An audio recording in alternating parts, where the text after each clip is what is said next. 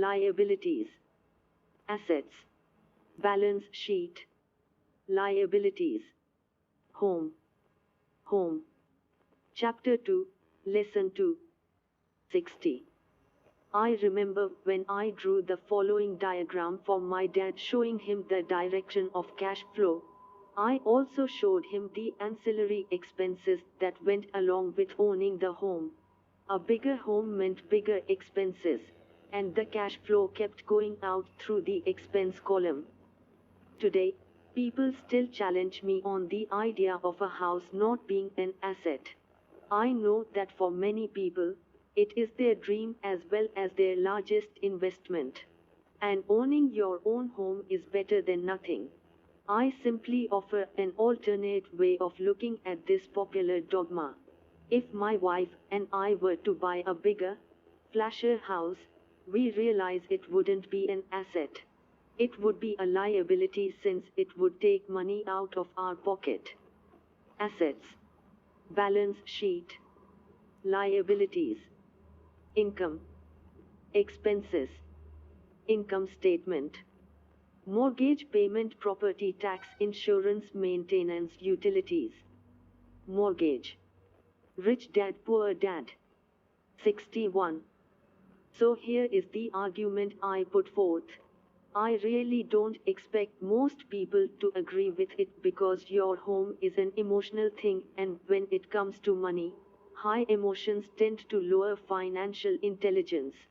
I know from personal experience that money has a way of making every decision emotional. Times when it comes to houses, most people work all their lives paying for a home they never own. In other words, most people buy a new house every few years, each time incurring a new 30-year loan to pay off the previous one. Times even though people receive a tax deduction for interest on mortgage payments, they pay for all their other expenses with after-tax dollars, even after they pay off their mortgage. Times my wife's parents were shocked when the property taxes on their home increased to $1,000 a month. This was after they had retired, so the increase put a strain on their retirement budget, and they felt forced to move. Times houses do not always go up in value. I have friends who owe $1 million for a home that today would sell for far less. Times the greatest losses of all are those from missed opportunities. If all your money is tied up in your house, you may be forced to work harder because your money continues blowing out of the expense column, instead of adding to the asset column, the classic middle-class cash flow pattern. If a young couple would put more money into their asset column early on, their later years would be easier. Their assets would have grown and would be available to help cover expenses. All too often, a house only serves as a vehicle for incurring a home equity loan to pay for mounting expenses. Chapter 2, Lesson 2, 62. In summary, the end result in making a decision to own a house that is too expensive in lieu of starting an investment portfolio impacts an individual in at least the following 3 ways.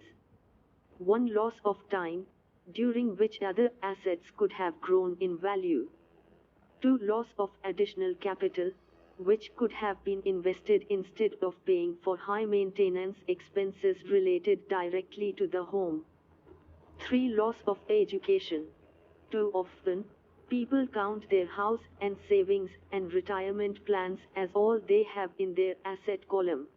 Because they have no money to invest, they simply don't invest. This costs them investment experience. Most never become what the investment world calls a sophisticated investor. And the best investments are usually first sold to sophisticated investors, who then turn around and sell them to the people playing it safe. I am not saying don't buy a house. What I am saying is that you should understand the difference between an asset and a liability. When I want a bigger house, I first buy assets that will generate the cash flow to pay for the house. My educated dad's personal financial statement best demonstrates the life of someone caught in the rat race. His expenses match his income, never allowing him enough left over to invest in assets. As a result, his liabilities are larger than his assets. Rich Dad Poor Dad. 63. The following diagram on the left shows my poor dad's income statement. It is worth 1,000 words. It shows that his income and expenses are equal while his liabilities are larger than his assets. My rich dad's personal financial statement on the right reflects the results of a life dedicated to investing and minimizing liabilities. Poor dad's financial statement, rich dad's financial statement. Assets, liabilities. Income, expenses, assets, liabilities. Income, expenses. Poor dad's financial statement, rich dad's financial statement. Assets, liabilities. Income, expenses, assets, liabilities. Income, expenses. Rich dad's financial statement, poor dad's financial statement. Chapter 2, Lesson 2. 64. Why the rich get richer. A review of my rich dad's financial statement shows why the rich get richer. The asset column generates more than enough income to cover expenses, with the balance reinvested into the asset column. The asset column continues to grow and, therefore, the income it produces grows with it. The result is that the rich get richer. Assets. Income, income statement. Balance sheet. Expenses. Liabilities. Rich Dad Poor Dad. 65. Why the middle class struggle. The middle class finds itself in a constant state of financial struggle. Their primary income is through their salary. As their wages increase, so do their taxes. Their expenses tend to increase in proportion to their salary increase, hence, the phrase, the rat race. They treat their home as their primary asset, instead of investing in income-producing assets. Assets. Income statement. Balance sheet, liabilities. Income. Expenses. Chapter 2, Lesson 2. This pattern of treating your home as an investment, and the philosophy that a pay raise means you can buy a larger home or spend more, is the foundation of today's debt-ridden society. Increased spending throws families into greater debt and into more financial uncertainty, even though they may be advancing in their jobs and receiving raises on a regular basis. This is high-risk living caused by weak financial education.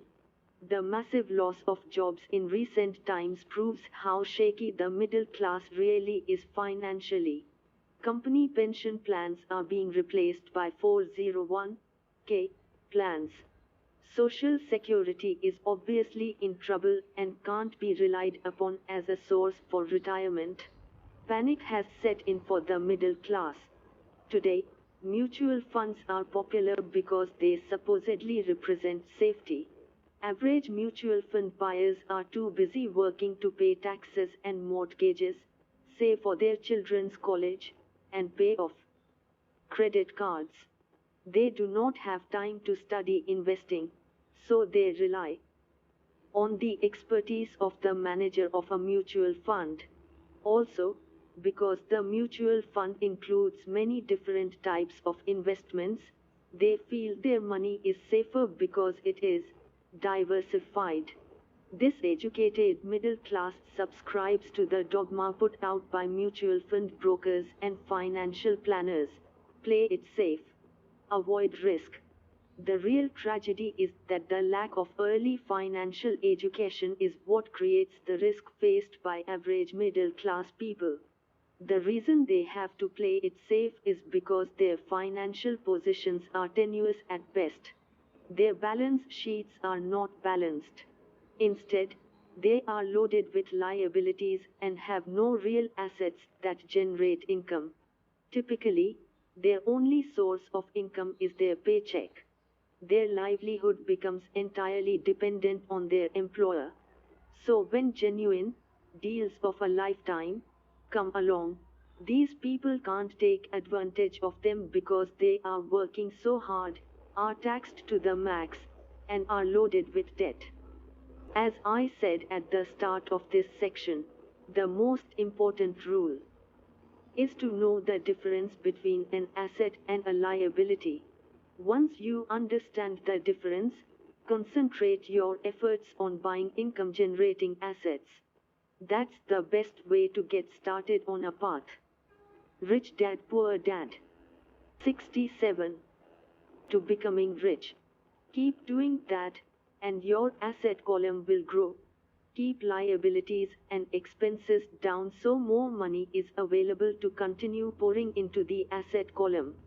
Soon the asset base will be so deep that you can afford to look at more speculative investments, investments that may have returns of 100% to infinity, $5,000 investments that are soon turned into $1 million or more, investments that the middle class calls too risky.